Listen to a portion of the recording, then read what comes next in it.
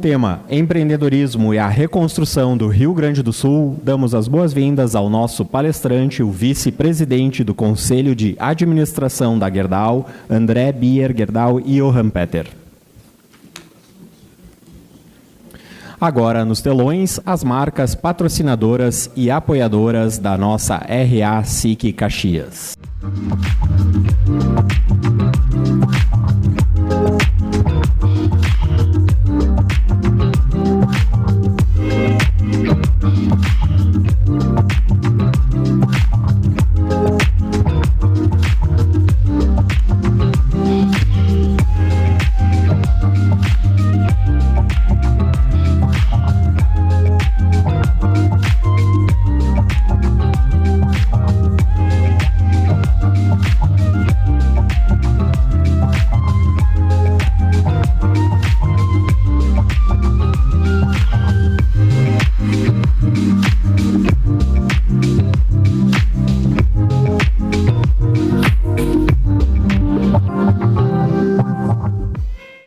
Um agradecimento especial à empresa parceira Flor Hortos, que gentilmente cedeu as coquedamas para a RA de hoje.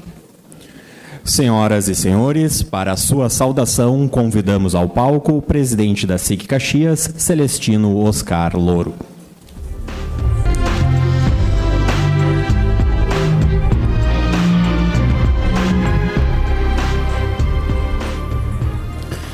Bom dia muito especial à nossa vice-prefeita de Caxias do Sul, Paula Iores, presidente da Câmara de Vereadores de Caxias do Sul, Marisol Santos, a nossa presidente, nossa anfitriã do dia de hoje, presidente do Sinduscom, a Maria Inês Menegoto, o nosso palestrante, o André Gerdau, o presidente do Conselho do Transforma RS, o empresário Daniel Randon, aos ex-presidentes aqui da casa, à imprensa e a cada um das senhoras e dos senhores que escolheram estar aqui na nossa SIC Caxias nesse final de manhã de segunda-feira.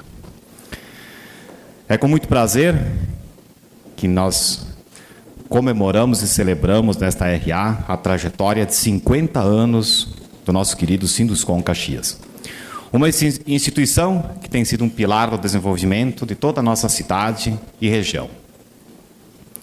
Gostaria também de começar saudando o nosso palestrante, o vice-presidente do Conselho de Administração da Gerdau, André Gerdau e Johan Peter, pela sua presença, que tanto engrandece aqui o nosso evento. A Gerdau, sob a liderança da sua família, tem sido um exemplo de inovação, crescimento sustentável e ações sociais. Características que todos nós buscamos incorporar em cada uma das nossas organizações. Saiba, André, que como gaúchos, nós temos um imenso orgulho de ver a marca Gerdau, uma marca genuinamente gaúcha, estampada mundo afora, liderando um setor de altíssima competitividade, formada por gigantes mundiais. Meus caros, hoje nós comemoramos 5 décadas desse tão querido sindicato, que desde a sua fundação tem sido uma força motriz para todo o setor da construção civil de Caxias e da região. Por meio da sua atuação visionária, o Sinduscom contribuiu de maneira decisiva para a transformação da nossa cidade em um polo de desenvolvimento industrial e urbano. É impossível falarmos do Sinduscom Caxias sem reconhecer o relevante papel do seu fundador, o nosso querido Dagoberto Lima Godoy, que nos honra com a sua presença aqui na RA do dia de hoje. E na esteira das sementes plantadas lá pelo seu fundador, importante destacar a atuação dos presidentes que o sucederam, todos eles fundamentais na construção do Sinduscom que nós hoje conhecemos. Cada um, ao seu modo e ao seu tempo, contribuiu para fortalecer essa entidade. Assim, fica um agradecimento à liderança e ao empenho de Ovidio Deitos, Marcos Vinícius Caberlon, Severino Sartori, Olivir Viesser, Juarez Mazocchi, Rafael Tregancin, Valdemor Trentin, Volney Seben, Oliver Viesser e o Rodrigo Possiglione, que antecederam a nossa atual presidente, a Maria Inês. Seus esforços, somados, foram determinantes para consolidar um sindicato como um dos mais respeitados do setor. A construção civil, como todos nós sabemos, é uma das bases da nossa economia. E a história desse sindicato é também a história do crescimento econômico de Caxias. São 5 décadas de trabalho e de desenvolvimento que se refletem na qualidade de vida e na infraestrutura que nós hoje desfrutamos. Mas, além de referenciar o passado, também é fundamental que nós façamos uma reflexão sobre o futuro. A construção civil não é apenas a base física das nossas cidades, mas também a força que move o desenvolvimento. Onde a construção civil não existe, não há progresso, pois é ela quem estrutura o crescimento e transforma a paisagem em espaços funcionais e organizados. Este setor está intrinsecamente ligado ao belo, ao disruptivo, à organização e ao urbanismo, moldando não só apenas edifícios e infraestrutura, mas também a identidade e o futuro da nossa comunidade. Através da construção civil, criamos espaços que refletem a nossa capacidade de inovar, de integrar o novo com o tradicional e de planejar ambientes onde o ser humano e o urbano convivem em perfeita harmonia. Que os próximos 50 anos sejam tão promissores quanto os que celebramos hoje. Que possamos continuar a construir também um futuro de oportunidades para todos nós. Uma boa RA a todos nós.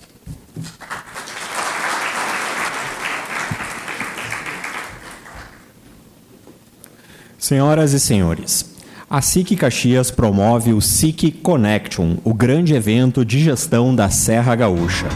Durante os dias 4 e 5 de setembro, o evento proporcionará uma imersão nos temas de gestão, liderança, inovação e empreendedorismo, com 8 palestrantes renomados. Garanta o seu ingresso acessando sicconnection.com.br. Confiram o vídeo do evento no telão. Não basta só aprender. É preciso reaprender. Pensar diferente. Ampliar o olhar. É hora de impulsionar, inovar e empreender. SIC Connection, o grande evento de gestão da Serra Gaúcha. 8 palestras. Mais de 16 horas de conteúdos.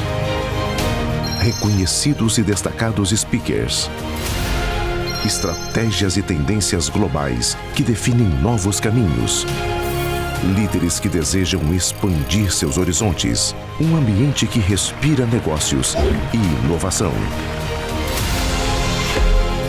SIC Connection.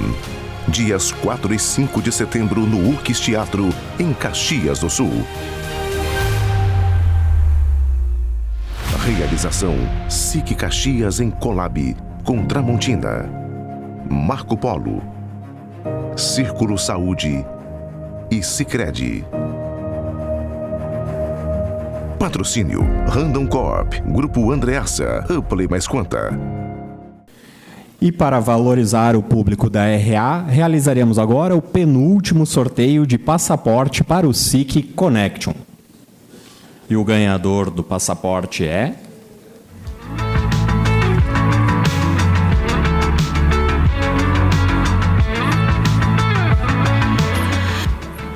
Silvia Panis, da empresa Silpa.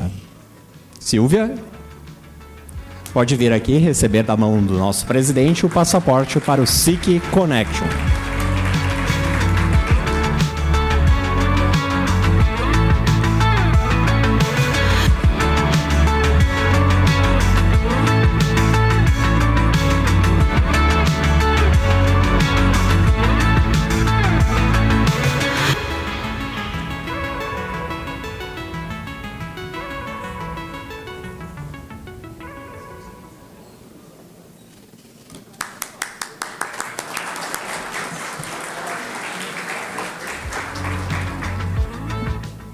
Senhoras e senhores, o Sinduscom Caxias do Sul, Sindicato da Construção, completou 50 anos de atuação em 13 de agosto de 2024.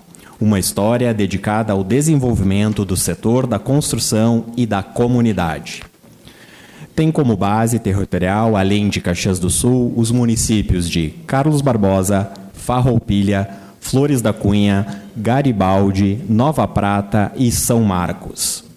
Desde sua fundação em 1974, o sindicato tem desempenhado um papel fundamental ao representar mais de 3.000 empresas, fortalecendo a construção civil e promovendo um ambiente de colaboração.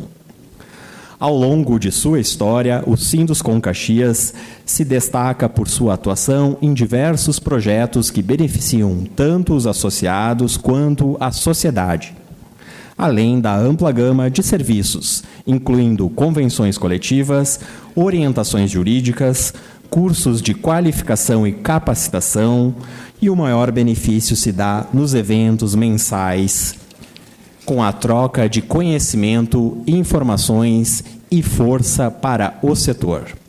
Em sua atual presidência, eleita em 2022, pela primeira vez tem uma gestão liderada por mulheres, reafirmando seu compromisso contínuo com a promoção do crescimento sustentável da construção civil e sua dedicação em servir como um pilar de apoio aos associados e à comunidade em geral, fortalecendo assim o setor e contribuindo para o desenvolvimento regional.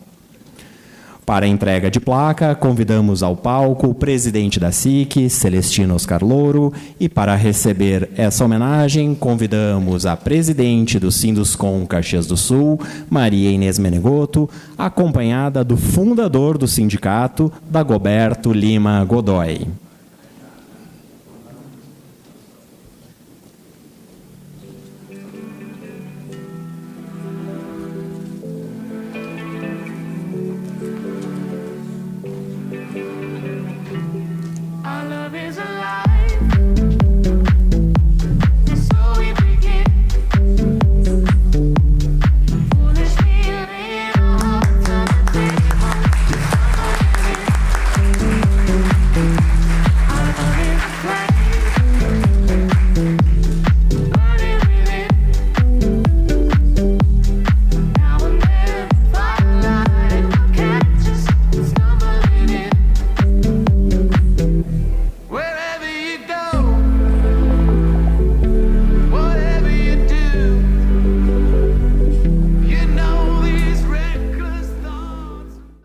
Lembramos que as perguntas devem ser realizadas através do Slido.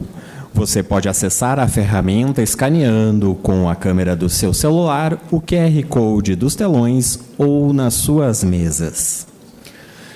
Senhoras e senhores, para falar mais sobre as iniciativas da Gerdau e de sua família na reconstrução do Rio Grande do Sul, destacando a importância de uma rede de colaboração com os empreendedores para o sucesso desses esforços, convidamos para a sua palestra André Bier Gerdau e Johan Peter. Bem-vindo à RA SIC Caxias.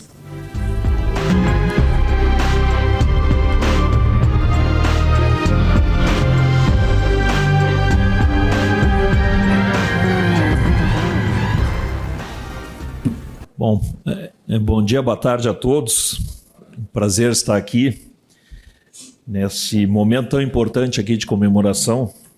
Convite da presidente Mari, quando me falou, olha, tem um aniversário, Sinduscom, 50 anos, e sem pensar muito, é claro que eu aceitei. Construção, Sinduscom, é um dos nossos principais clientes, e fazer 50 anos não é todo dia, né, Mari? E agora fiquei sabendo ainda mais com a liderança das mulheres, parabéns. Motivo de orgulho para o Sinduscom e para vocês pelo trabalho. Obrigado, presidente Celestino, aqui pela casa, pela SIC, nos recebendo, e no qual também eu saúdo o Dagoberto, fundador do Sinduscom, e saúdo todos os empresários e empresárias aqui presentes de Caxias e região da Serra. Região essa que eu comentava antes, que é um orgulho, né? Quando a gente sai de Porto Alegre e começa a subir a serra, a gente vê o desenvolvimento, gente trabalhadora, dedicada, empresariado, tudo que a gente quer para esse Brasil. Bom, eu vou falar sobre empreendedorismo e a reconstrução do Rio Grande do Sul. Eu preferia não ter que falar sobre a catástrofe que nos abalou, né, essa enchente, que destruiu vidas, negócios, empregos, infraestrutura. Mas a gente tem que enfrentar o assunto e sair mais forte, né? É aqueles caiu e nós vamos levantar e vamos sair mais forte. Eu acredito nisso.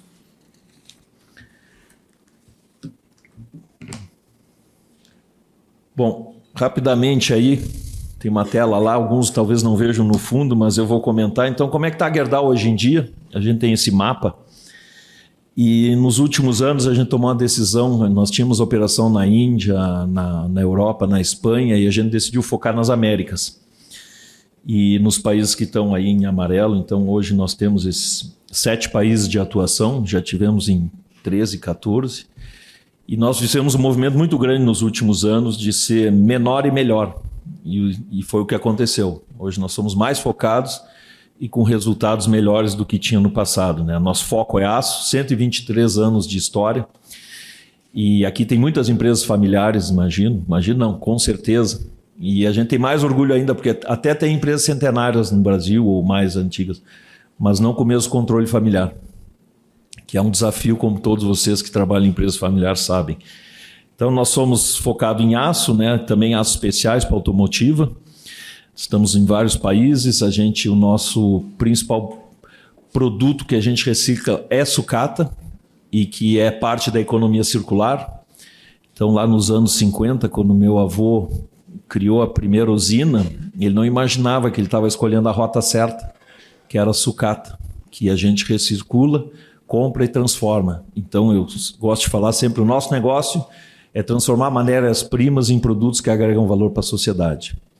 Via sucata principalmente, também temos a rota de minério em Minas Gerais, temos 20 unidades industriais, 30 mil colaboradores, e também temos uma parte muito grande florestal para produzir carvão vegetal, para produzir o gusa, que é um complemento à sucata, uma alternativa que também a gente tem praticamente só no Brasil.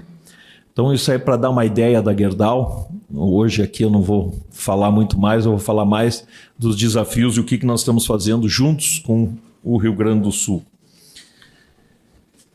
Ainda um ponto que eu gosto de destacar é a nossa Gerdau Next, que é uma empresa criada dentro da Gerdau para olhar negócios novos, né? Para a gente, provavelmente daqui a 100 anos, a Gerdau tem 123 anos, a gente não vai estar somente no aço.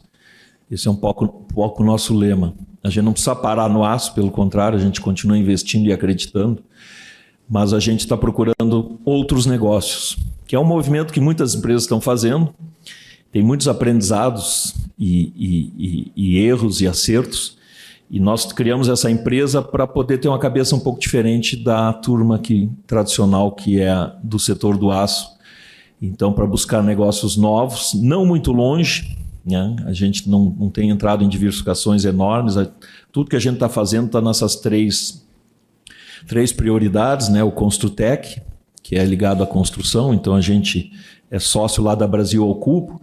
Vocês vão lembrar, talvez, Brasil ao Cubo, a sede aqui em Tubarão, Santa Catarina, vocês vão lembrar que durante a pandemia foram construídos hospitais em 100 dias, com cubos, em forma de cubos modulares.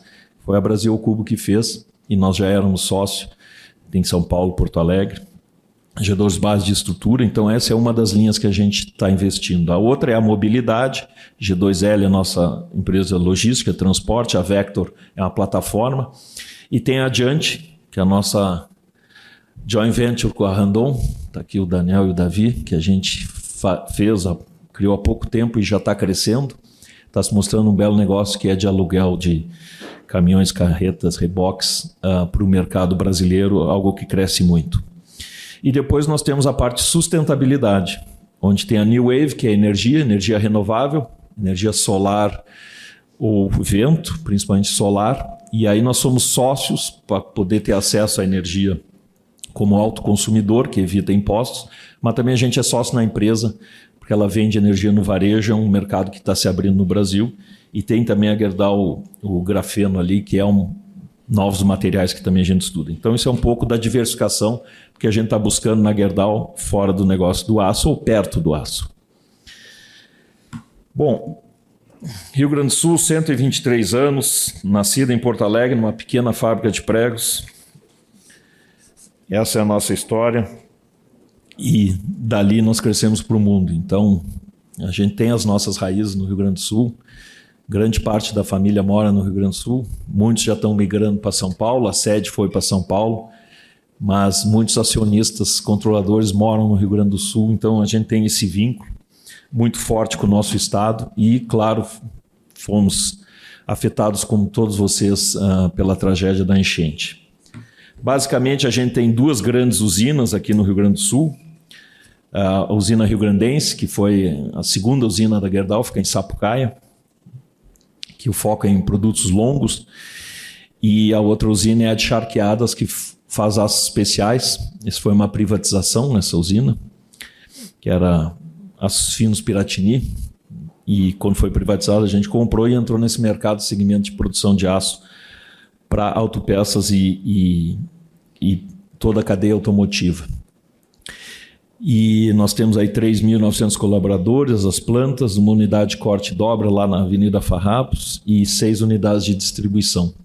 As nossas usinas não foram afetadas de forma direta, mas, por exemplo, a usina de Charqueadas ficou praticamente 10 dias isolada, porque não tinha logística para chegar e sair. Então, foi um desafio.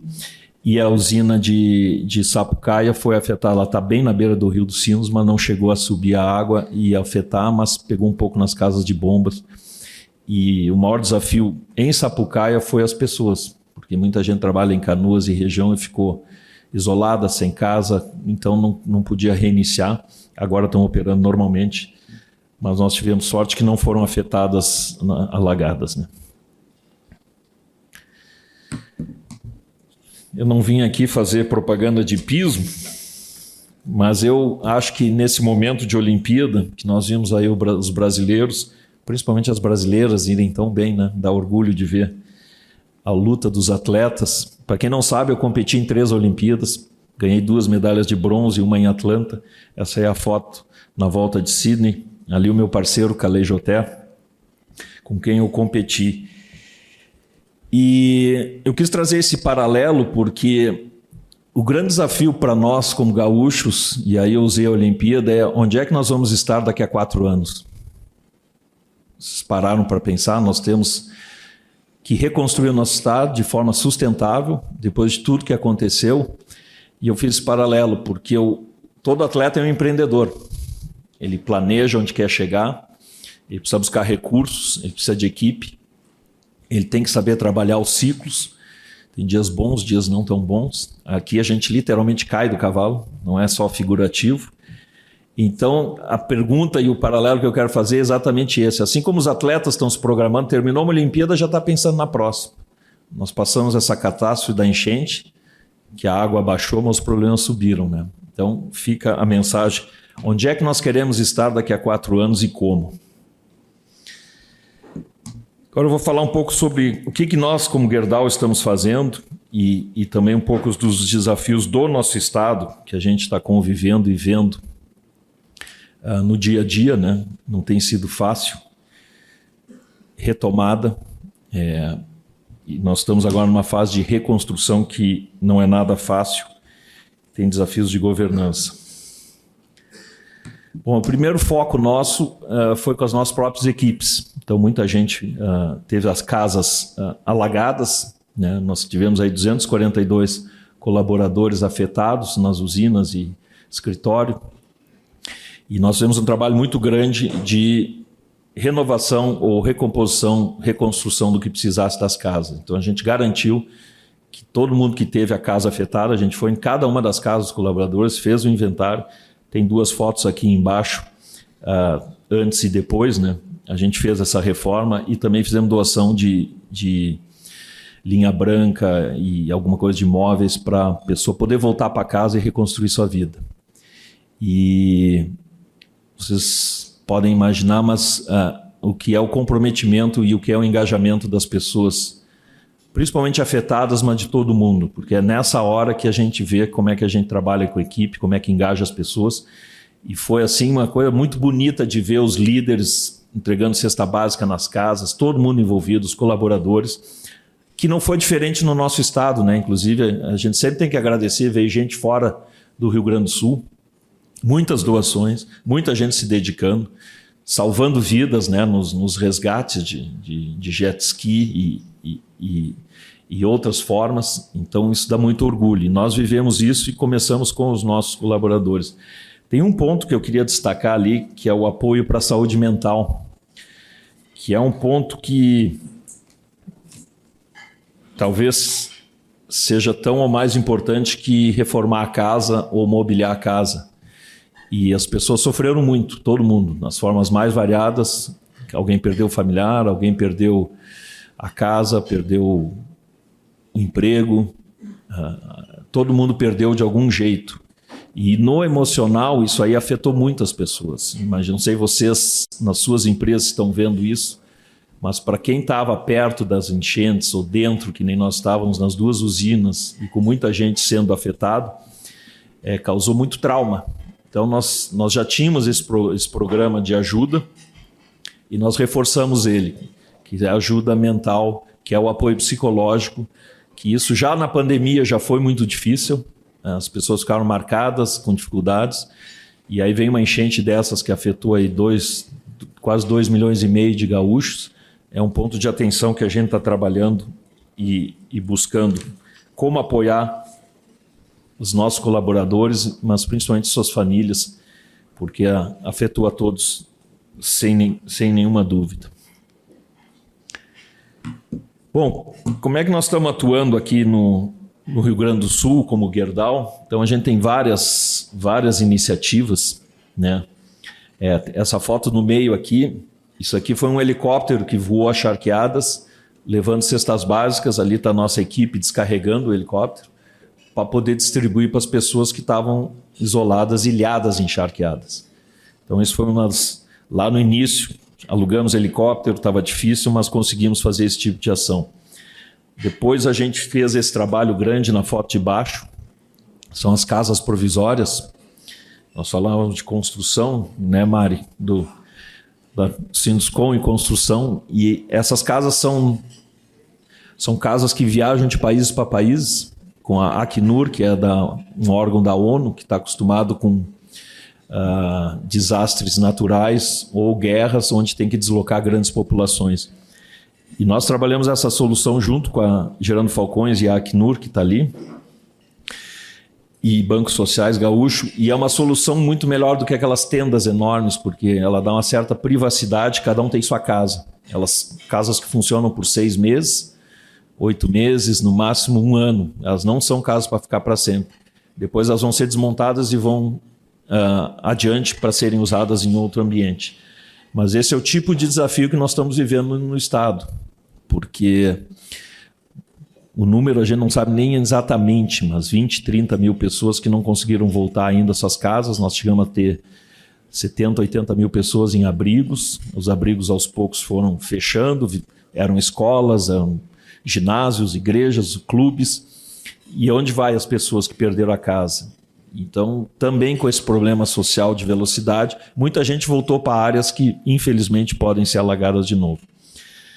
Depois nós temos ali a foto da unidade de tratamento de água temporária que a gente colocou lá na nossa usina em Sapucaia, né? Foi uma unidade móvel com a Corsan para poder tratar a água no meio da falta, né? Depois a gente também tem feito aí reformas no Hospital de São Jerônimo, e também ajudamos aí a reforma do Instituto Caldeira, que é um instituto de inovação lá em Porto Alegre, que também ficou completamente embaixo d'água, e estamos em plena recuperação. Depois outras iniciativas, né? Nós fizemos aí uma campanha interna de doação com os funcionários da Gerdau no mundo todo, e para cada real ou dólar ou peso, conforme a moeda que alguém colaborasse, a Gerdau fazia o match e fazia a mesma doação para essa campanha. E foi muito bom, porque mobilizou gente mundo afora. Nós temos 30 mil colaboradores e tivemos muita solidariedade de outras unidades da Gerdau mundo afora.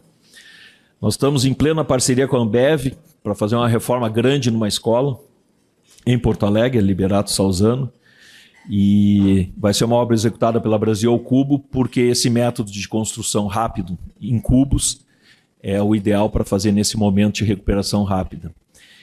E esse é um dos grandes desafios que a gente está sentindo. Nós temos uma outra iniciativa com o Movimento Brasil Competitivo, com a Secretaria de Educação, que é como acelerar a volta às aulas, né? Então tem muita escola destruída, tem também o problema dos professores que foram afetados da forma mais variada. Então o grande desafio, a gente não quer repetir a pandemia. O que aconteceu na pandemia foi muito ruim, vai ficar por anos marcado, porque crianças, adolescentes perderam aula, universidade, e a gente tem que evitar que isso aconteça. Aqui tem locais bem marcados, então tem um projeto muito legal esse nessa escola, e também com os docentes. Tem escolas públicas, né, perto das usinas. Essa foto aí é uma escola municipal, chama Hugo Gerdau, nome em homenagem ao meu bisavô, que fica lá perto da usina em Sapucaia, que também, claro, nós vamos ajudar na reforma, no apoio, no que for preciso para restabelecer as aulas. E também tem o Fundo Regenera, que eu vou falar um pouco adiante, que foi criado. Tem a parceria aí com a Randon, aqui na Serra, para reconstrução de pontes. E aí também é um desafio, né, Daniel? Porque muitas vezes as prefeituras não têm o corpo técnico, não têm o estudo. A gente quer ajudar, mas tem que ter o projeto. E eu pego esse exemplo porque um dos grandes desafios que a gente está vendo junto com o governo é achar os bons projetos e conseguir colocar eles em pé rápido. A velocidade da preparação de projetos é natural, tem que fazer detalhes, tem que estruturar. E muitas vezes, se tem o recurso, se tem a vontade, se consegue, mas falta projeto. E esse é um desafio para toda a gestão pública junto com a privada, que a gente encontre caminhos de acelerar isso. Porque a logística, em alguns pontos, ficou cortada e não pode parar. Por fim, tem o investimento todo comprometido aí é de 44,3 milhões até o momento. Isso aí são já investimentos feitos e investimentos comprometidos. E aqui eu trago um exemplo uma ponte de acesso na cidade de Agudo. Fica perto de Santa Maria. Está aqui a foto da destruição, como a gente viu várias aí, estado afora, né? Pontes totalmente arrancadas pelas águas. E aqui tem assim um momento especial da nossa raiz, porque o meu tataravô, quando veio para o Rio Grande do Sul, ele foi para Agudo, foi plantar arroz lá. Depois entrou na área de comércio e depois acabou vindo para Porto Alegre, quando os filhos começaram a crescer, para trazer eles para a escola em Porto Alegre. Mas aqui para nós assim é sentimental, porque imagine, nosso tataravô quando chegou em Agudo, então a gente quer dar uma reciprocidade, um retorno a um município pequeno do estado do Rio Grande do Sul, mas que foi onde chegou o meu tataravô, lá no final dos anos 1870, 1880, quando ele veio da Alemanha para o Brasil. Eu já sou a 5ª geração. Bom, ainda sobre as ações, eu falei das ações da Gerdau, nós temos também o Instituto Real da Gerdau, em homenagem à minha avó. Estou vendo o Daniel ali, ele também tem instituto, né? E muitos aqui têm institutos na família, e quem não tem faz direto, porque fora a empresa faz o seu papel, mas é muito importante a família. A gente tem uma família grande, que ganhou muito, que recebeu muito, que criou muito, e que nessa hora quer ajudar e quer retribuir para a sociedade. Então, esse instituto foi criado em 2020. Interessante, porque o primeiro aporte foi na casa do meu avô e minha avó, lá na rua na Bordini, em Porto Alegre, para quem conhece. Tinha uma casa antiga, minha avó morou lá até falecer, aos 90 e tantos anos. E a gente usava a casa muito raramente para o Natal, e aí ficou aquele impasse: o que vamos fazer com a casa? Um terreno enorme, grande, manutenção, usa pouco. Imagino que vocês já passaram por isso, quem tem família grande, casa, o que faz, aquele lado sentimental. E aí se teve uma boa ideia que foi o seguinte: vamos vender a casa e criar um instituto em nome da minha avó, que morou lá uma vida inteira quase. Meu avô também, meu avô faleceu muito antes. Então, com o dinheiro da venda da casa, a gente criou um instituto e depois foi fazendo aportes. E esse instituto da família, ele já trabalhava fazendo doações em projetos de impacto dos mais variados tipos. E agora, com esse evento trágico da enchente, nós já doamos 3,5 milhões. E principalmente no início, né, na parte mais de emergência, que era o que precisava para socorro de comida, cobertor, emergencial.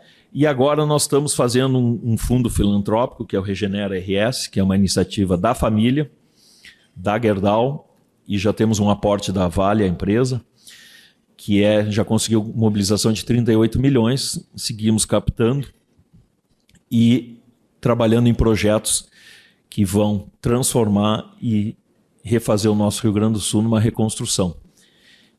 Esse Regenera é um projeto muito interessante, porque ele foi criado com esse objetivo para a reconstrução.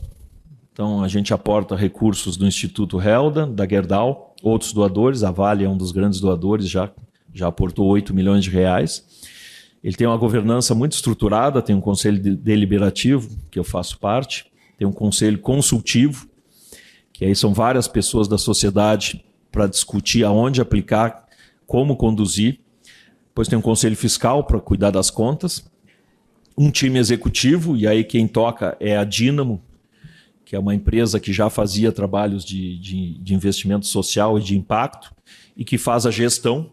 E aí tem grupos técnicos que fazem a análise do projeto.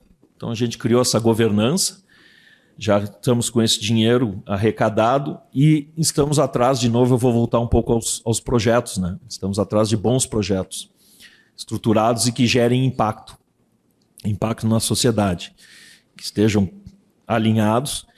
E a gente tem um trabalho muito bom, a gente busca dinheiro pessoas físicas ou jurídicas, tanto no Brasil como fora do Brasil. E os projetos e iniciativas de fundos são 4 frentes que nós selecionamos. Uma delas é a educação, como eu mencionei, a importância de voltar logo às aulas, de apoiar.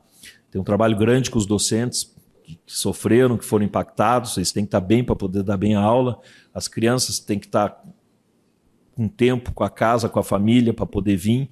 Então é todo o entorno que está em volta da educação, como é que a gente consegue acelerar e fazer.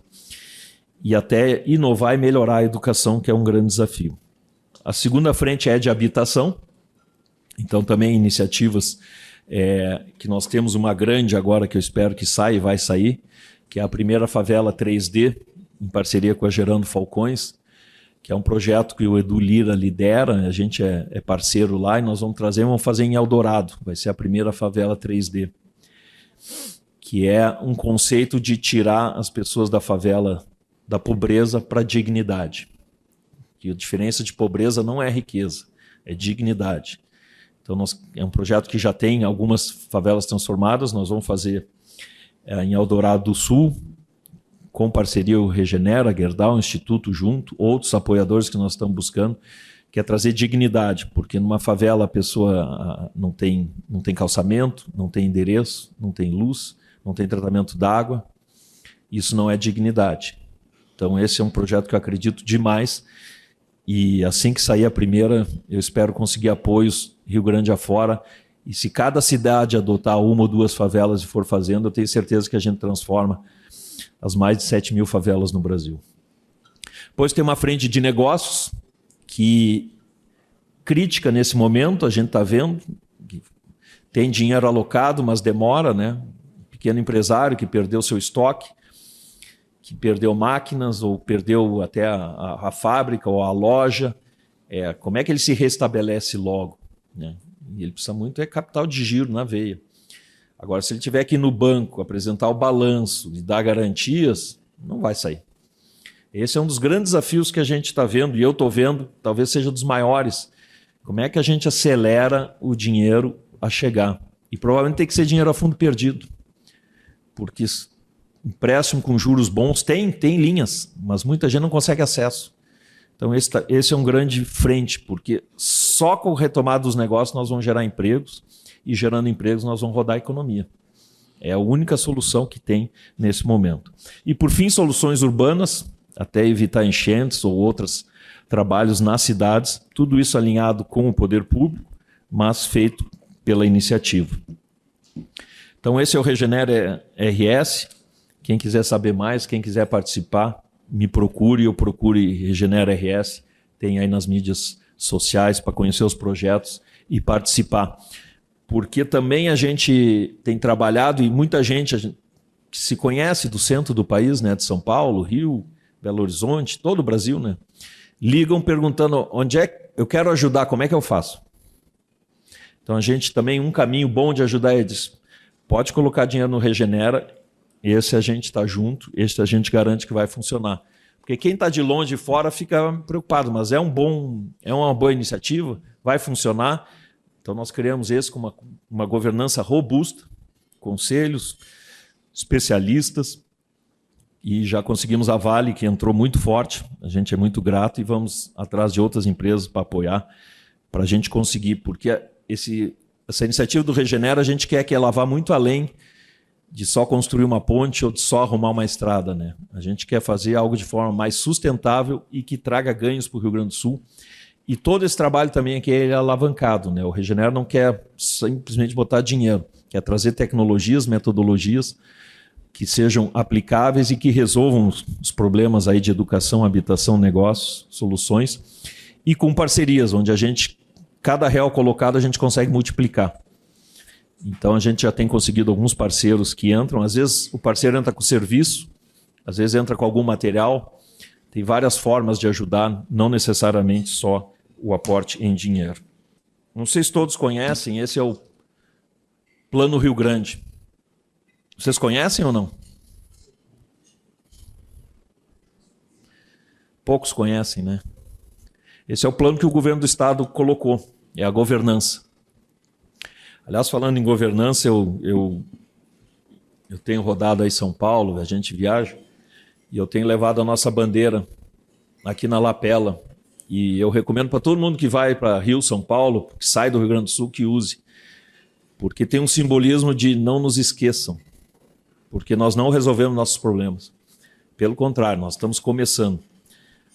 Há um mês atrás tivemos o Congresso do Aço Brasil, 2 dias em São Paulo, e eu aproveitei para falar, porque, infelizmente, para quem não está aqui, o assunto saiu do jornal, saiu da mídia, entrou a Olimpíada, entrou a Venezuela, a eleição dos Estados Unidos, desafios econômicos no Brasil e assim por diante. E a pauta muda. E não é culpar ou reclamar, é como é. E isso a gente olhou em outros casos de enchentes, a comoção dura 1 mês, talvez 2, depois sai da agenda. Né? E naquele início, onde nós estávamos trabalhando no emergencial, estava todo dia, né, na televisão, todo mundo ajudando, e foi muito bonito de ver a solidariedade. E a gente tem que ser agradecido, mas o assunto não terminou. Então, por que eu trouxe esse Plano Rio Grande? Porque ele foi desenhado e tem toda uma governança no Estado, né? Tem um comitê gestor, tem uma secretaria de apoio à reconstrução com um líder, tem um conselho onde tem muitas pessoas da sociedade mais variadas que acompanham os projetos. Tem um comitê científico, muito importante, né? Um dos projetos que a gente viu que o governo está trabalhando forte é o Rio S, chama, que é como evitar a próxima enchente. E isso tem os exemplos, você deve ter escutado, da Holanda, que é um país que teve enchentes terríveis e tratou o assunto. Né? Cidades esponja, como a gente vê na China e outros lugares.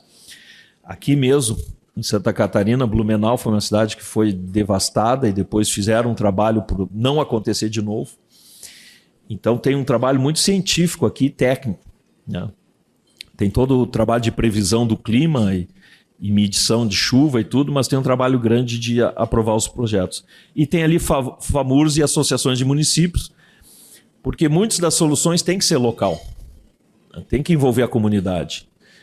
O dinheiro é federal básico, grande. Tem dinheiro do Estado com essa postergação de pagamento de dívida. Isso aí vai gerar uns 10, 12 bilhões para o Rio Grande do Sul. Mas o dinheiro precisa ser muito maior e muito tem que vir do federal. Mas eu queria destacar que existe uma governança.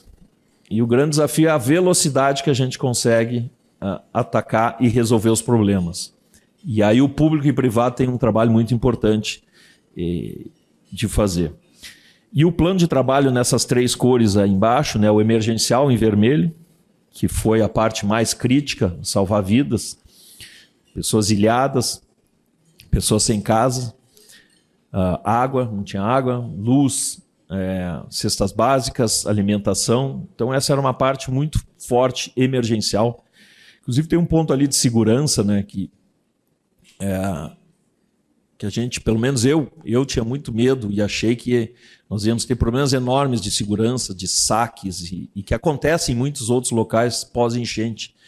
E esse é um fenômeno que não aconteceu aqui no Sul. Quando teve o furacão lá, o Katrina, em New Orleans, eu morava nos Estados Unidos, em Tampa, na Flórida, então eu acompanhei muito. E teve, assim, muito roubo e saque, e foi uma coisa, assim, pesada. E se a gente olhar aqui, não aconteceu. Então, isso até uma surpresa muito positiva de que o povo gaúcho está lutando e vai fazer sem ter problemas de segurança.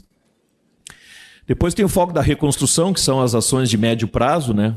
Que é a habitação. Então eu mostrei alguns casos que nós estamos apoiando, de casas temporárias. Agora a gente também está num projeto com o Sinduscom para fazer casas permanentes. Tem um outro projeto de uma construção que chama do Steel Frame também, que vai trazer uma fábrica provavelmente, e construção rápida de casas, que é um desafio. O maior desafio é terreno, pessoal. O maior desafio é conseguir terreno.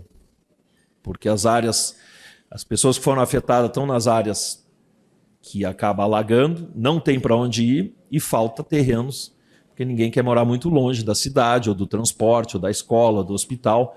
Então esse é um dos maiores desafios na habitação, é onde construir as novas casas.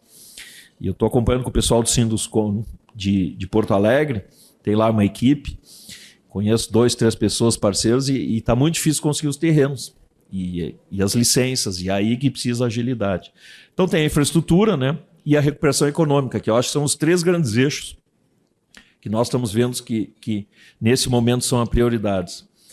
E aqui no lado direito, em verde, tem o Rio Grande do Sul do futuro, que são as ações focadas em longo prazo, e que talvez sejam as mais difíceis, porque o emergencial nós estávamos vendo e sofrendo. A reconstrução, bem ou mal, você acaba fazendo escolas, habitação, estrada, infraestrutura, vai se fazer. Recuperação econômica, o dinheiro está demorando para chegar para o pequeno empresário, mas de algum jeito vai. Agora, a prazo, esse plano de desenvolvimento, né? Porque esse exemplo de New Orleans, do Katrina, até hoje eles não recuperaram a população da cidade. 20% abaixo. Era 500 mil habitantes, tem 400 mil hoje. E esse sempre é um medo nosso, dizemos assim, nós não podemos perder os talentos, nós não podemos perder as pessoas do Rio Grande do Sul. Então é muito importante ter o Rio Grande do Sul do futuro e comunicar e mostrar, olha, nós vamos vencer, nós vamos transformar o Rio Grande do Sul, melhor ainda. Nós temos que aproveitar essa catástrofe, esse desastre climático que foi a enchente, perdas de vidas, para transformar o Rio Grande do Sul num estado melhor ainda. Então, refazer de forma sustentável. E aí precisa um plano de desenvolvimento econômico, também novos negócios, que tipo de negócios nós podemos investir, transformar, e como fortalecer os negócios existentes. Falávamos hoje, né, presidente, sobre a reforma tributária, e toda a cadeia do aço vai ser afetada, né, por causa do frete, da equalização do frete que vai terminar. E isso representa 7%, 8% do preço. E isso pode destruir ou afetar demais a economia e toda a cadeia metal-mecânica, que é enorme aqui na Serra. Muitos clientes aqui da Gerdau, muitos clientes do aço. Então, como vai ser esse plano de desenvolvimento econômico, né? Talvez essa seja a justificativa. Outras regiões do Brasil recebem tanto apoio, tantos planos. Está na hora do Rio Grande do Sul também ser reconhecido. E talvez o ponto mais crítico é essa visão de futuro, né? Como é que a gente reconstrói, como é que a gente refaz o Estado e atrai gente, não perde gente. O Rio Grande do Sul, nos últimos 10 anos, perdeu 700 mil pessoas. Um êxodo. Como é que a gente retém e atrai as pessoas? Com a indústria tradicional, nós aqui, comércio, mas também com inovação, com outras indústrias que possam vir para o Rio Grande do Sul. Então, essa visão de futuro, e ela é muito difícil porque ela tem que ir além dos governos. Os governos giram, cada 4 anos tem eleição, pode se reeleger, mas os governos mudam, a gestão muda, né? Eu gosto muito do conceito americano de administração, né? O Estado. Quem é que está administrando o Estado agora? O governador Leite, presidente Lula, né? Esses estão administrando o Estado nesse período de 4 anos. Mas nós vamos estar aqui daqui a 4, 8, 12, 20 anos, nós vamos continuar. Então, como é que a gente monta e pensa essa visão de futuro? É um grande desafio. E isso se chama governança, por isso que eu quis trazer esse quadro, porque essa governança tem que funcionar. E nós, como sociedade, precisamos de união e não desunião. E esse, para mim, é o grande desafio, como é que a gente vai para frente. Nós tivemos uma apresentação de alguns projetos aí que o governo está fazendo, né, Daniel, no Transforma, e eu saí animado, porque tem o projeto do Rio, tem o projeto de monitoramento de chuvas, tem vários projetos que vão andar, alguns já estão com dinheiro, alguns têm consultorias externas, tem holandeses, tem gente de fora que conhece, já fez, tem coisas que vão acontecer. Para mim o grande desafio se chama velocidade. Velocidade, com que velocidade nós conseguimos fazer as obras, transformar e reconstruir o nosso estado de forma sustentável. Nós mesmos, como empresários, a gente está junto com o Daniel aí, que é o líder, presidente do Transforma RS, eu também sou membro lá, e outros que estão aqui. A gente está buscando juntar com as federações, Fiergs, Federação, FEComércio, Farsul, né? Como é que a gente junta uma pauta de demandas dos empresários? Então nós estamos trabalhando, porque o que está acontecendo, né? Muitos vão a Brasília pedir a sua necessidade. E isso acaba, às vezes, muito pulverizando, consegue atender um pouco aqui e ali, e a gente acha que, como empresários, nós deveríamos juntar uma pauta única, de 3, no máximo 5, né, Daniel? 5 itens, que não vão fugir de infraestrutura, o crédito para ajudar os negócios, talvez recomposição de impostos, ou a dívida. E eu acho que tem um que a gente não falou, Daniel, que eu estava falando com o Ronald de manhã, que eu acho que é a lei do bem, que é a parte trabalhista. Que eu acho que é fundamental, que foi usado na pandemia. Eu cito o nosso caso na Gerdau, que é a flexibilidade trabalhista. Quando começou a pandemia, que parou tudo, nós paramos todas as usinas elétricas. Só não paramos o alto forno, porque é muito complicado. Dá para parar, mas é muito. E nós conseguimos fazer uma redução de trabalho, redução de salário, que durou mais ou menos um mês. E esse mês foi fundamental para baixar o custo fixo, a gente conseguir passar aquele momento parado. E logo 1 mês e meio depois a gente já começou a ver, não dá para produzir, e as coisas aos poucos começaram. E aí foi aquela loucura que faltava tudo, né? Inclusive aço. Porque todo mundo parou e depois a retomada. Mas esse exemplo da flexibilidade trabalhista ele foi muito importante na época.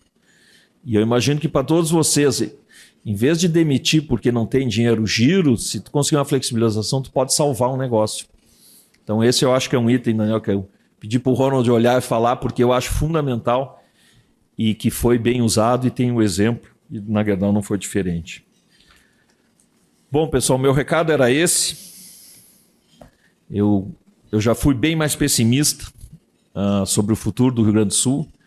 Confesso que no meio da chuva, a gente foi lá fazer uma reunião com o governador na primeira semana, não parava de chover, e a gente, onde é que vai parar isso? Aí a gente fui ao centro, a água batendo lá no centro de Porto Alegre, é um negócio que não dá para imaginar. E por isso que eu ando com a nossa bandeira tentando sensibilizar as pessoas no centro do país e outros lugares. Porque ninguém consegue imaginar o que aconteceu.